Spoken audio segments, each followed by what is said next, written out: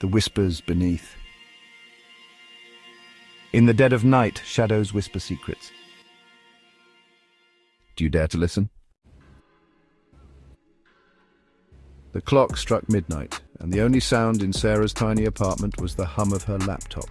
She'd been procrastinating on her work for days, and tonight she was determined to finish her article. As she typed away, her fingers tapped a steady rhythm on the keyboard, drowning out the eerie silence. The aroma of coffee filled the air, mingling with the faint scent of old books. Sarah's mind wandered to the stories she had read, tales of horror and mystery. She felt a chill run down her spine, but she shook it off and continued typing. The night was long, and the whispers beneath the silence seemed to grow louder. Halfway through her sentence, her screen flickered. The glow dimmed, and for a moment Sarah's reflection stared back at her in the black mirror of her laptop screen. But something was off. Her reflection wasn't her. In the faint glow of her desk lamp, the figure in the screen smiled. Not a friendly, reassuring smile. It was too wide, too wrong, as if someone had stitched the corners of her mouth to her ears. Sarah blinked and the reflection was gone. Her heartbeat quickened, but she shook her head. Sarah, just tired.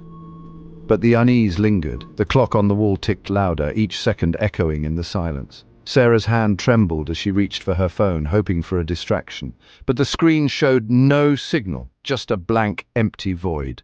Her eyes widened in fear as the room seemed to grow colder. A shadow moved in the corner of her eye, but when she turned, there was nothing. Sarah's breath quickened, her mind racing with possibilities. Was she imagining things? The curtains fluttered as if touched by an unseen hand. She took a deep breath, trying to steady herself. "It's just the wind," she whispered, but the unease refused to leave. As she resumed typing, a faint rhythmic tapping echoed from the corner of her room. It wasn't the sound of her fingers on the keyboard.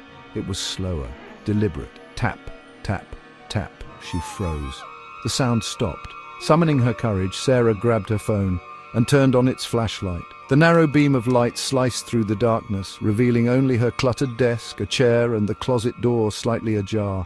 Her pulse raced as she got up and approached the closet. "Hello?" Her voice wavering. No response. She pulled the door open in one swift motion.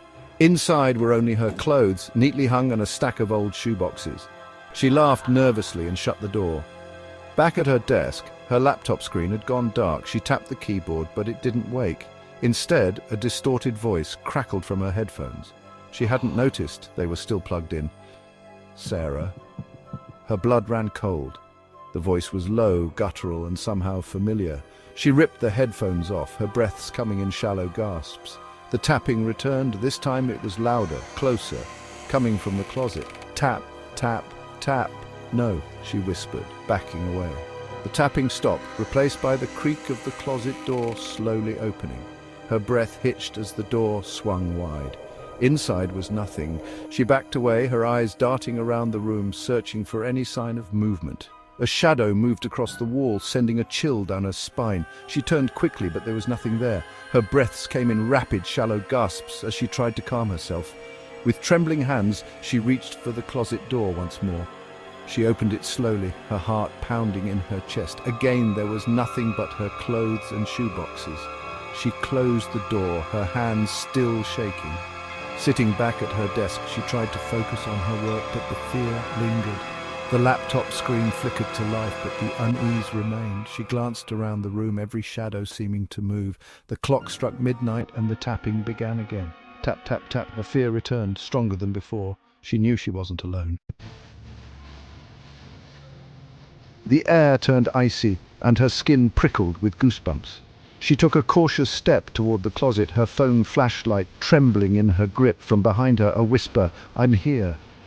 She spun around, the light darting wildly across the room. No one. But the air was heavy, suffocating. The whisper came again, this time from everywhere. "Leave." Sarah bolted for the door, her mind screaming at her to get out, but as she reached the handle, it wouldn't budge. The whisper grew louder, a cacophony of voices surrounding her. The lights flickered violently, and she turned to see the figure from her reflection, now standing in the center of the room. Its face was a grotesque parody of hers. Its body twisted and shadowy. It reached for her, its movements slow but deliberate. Sarah screamed, yanking at the door with all her strength. Finally it flew open, and she tumbled into the hallway, slamming it shut behind her. She collapsed against the wall, panting heavily, tears streaming down her face. The hallway lights flickered, casting eerie shadows that seemed to move on their own. She glanced back at the door, her hand trembling as she pressed it against the wall. The oppressive atmosphere lingered, but she forced herself to stand. With a determined look, she cautiously walked down the hallway, every step echoing in the silence.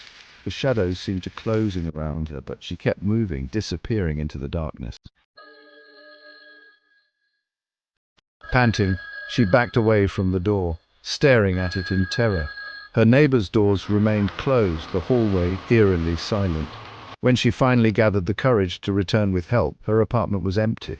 The closet door was closed, the laptop still on her desk. Everything was in place, but on her screen a single sentence was typed out. "I told you to leave." Sarah moved out the next day, but sometimes late at night she swore she could hear the tapping. In her new apartment, Sarah tried to move on, but the memories lingered. She started keeping a journal, hoping to make sense of the whispers that haunted her. Occasionally she would pass by her old building, a shiver running down her spine, and every now and then in the dead of night she still heard the faint tapping. Months passed since Sarah moved out of her old apartment. She settled into her new place, trying to rebuild her life and forget the horrors she had experienced.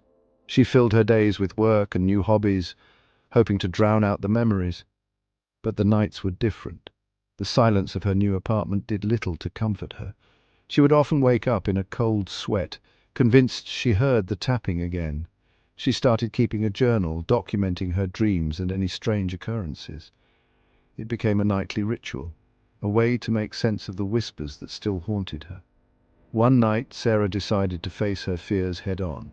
She visited her old building, standing outside and staring up at her former window. The light was on and she could see the shadow of someone moving inside.